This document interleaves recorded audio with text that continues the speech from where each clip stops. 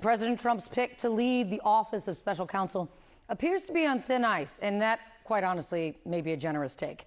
You now have the top Republican in the Senate, John Thune, saying this about Paul Ingrassia: he's not going to pass. It comes after Politico reported on racist text messages Ingrassia allegedly sent in a group chat with the Republican operatives. In one message, Ingrassia allegedly texted that the Martin Luther King Jr. holiday should be tossed into the seventh circle of hell where it belongs. In another, Ingrassia, in a back and forth, allegedly wrote, "I do have a Nazi streak in me from time to time. I will admit it." CNN's Annie Greer is on Capitol Hill for more. So you have this reporting, and you have what is in terms of the response from lawmakers on Capitol Hill now. Well, Leader Thune was very clear last night, Kate. He said that Ingrassia doesn't have the votes, and he hopes that the White House pulls this nomination. Ingrassia was expected to meet in front of the Senate Homeland Security Committee on Thursday, and at least one of the Republicans on that committee, Republican Senator Rick Scott, told me last night that he does not support Ingrassia. So that right there is enough Republican opposition to end this nomination, assuming that all Democrats also vote against him, which we are expecting him to do. So Trump nominated Ingrassia to lead the Office of Special Counsel, which oversees all federal whistleblowers and civil servant laws.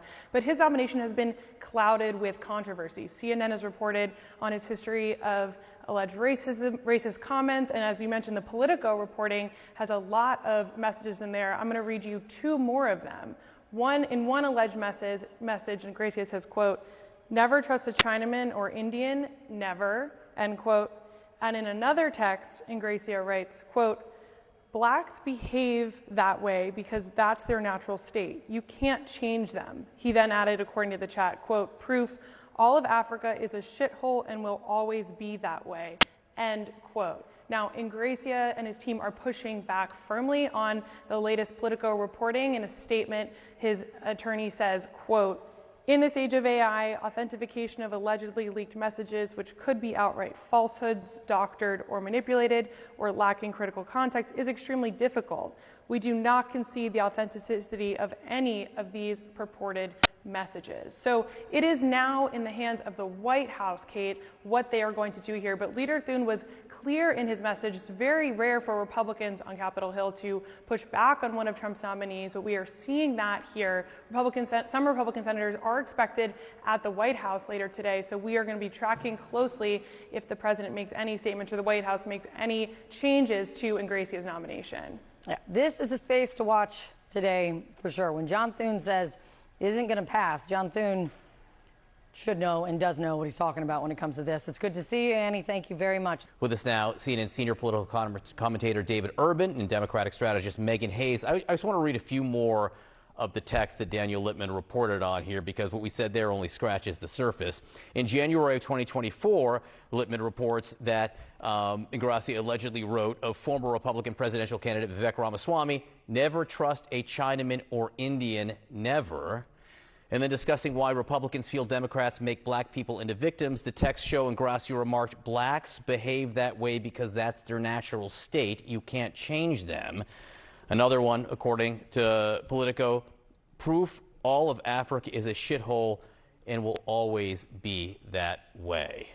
I'll read a statement from Ingrassia's attorney in just a moment. But first, David, to you, based on this reporting, why hasn't Ingrassia's nomination been pulled yet? Yeah, John, I suspect that it will be today at some point. You know, interestingly, the president is having Republican senators to the White House to thank them for helping him get his nominees through so quickly, and obviously this will be a topic of discussion.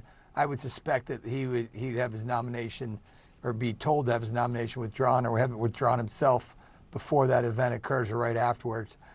Look, John, there's clearly no justification for having this individual out there. I mean, it is, you know, he's claiming, and his attorneys are claiming, well, it's AI. We're not owning up to this.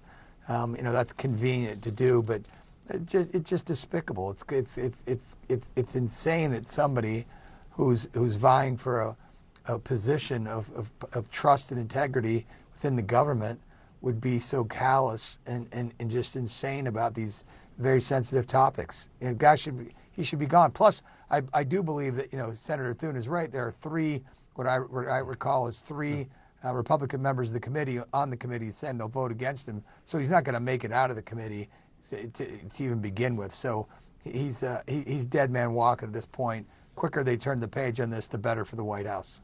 Megan, let me read the statement David was talking about from the attorney from Paul and Gracia. In this age of AI, authentication of allegedly leaked messages, which could be outright falsehoods, doctored and manipulated, or lacking critical context, is extremely difficult. We do not concede the authenticity of any of these purported messages. What issues do these texts raise for you, Megan? I mean, just sort of like what David said, he's not qualified to be serving in government position. They're disgusting and gross. And I think that we're learning through this administration, when people show you who they are, we should believe them. And I would imagine that the White House withdraws its nomination rather quickly, as David pointed out. And Megan, you've worked in a White House. I'm just curious how it got this far, right? Administrations for nominations vet candidates here. And yes, Daniel Littman is a terrific reporter and there's some great reporting here, but this doesn't seem that deep under the surface. No, absolutely not. But sometimes private chats don't come out in a vet. I think sometimes people have a cross to bear with somebody and they leak these chats to the media. It gets more play if it's leaked to the media than they find it in a vet. Clearly, this goes past what they want to happen in a nomination hearing. They don't want this person to work in the administration at all because he is dead man walking, as David suggested. So I just think that there is a lot more internal politics at play here with some folks who go up for a nomination. But when these texts are disgusting, and people should believe that this is who he is, and it shouldn't go any further. And David, if you were crafting the statement from the White House, or J.D. Vance, for instance, the Vice President of the United States, who of the young Republicans, when some racist text messages came out of reporting last week on that, he basically said, oh, these were just jokes, their lives shouldn't be ruined based on this. These were young people. Would that kind of statement go far enough here? No, John, look, Megan's the expert on communication, but you simply say, this kind of rhetoric will not be tolerated in this administration, and therefore we respect everybody who withdraws a nomination. Pretty simple.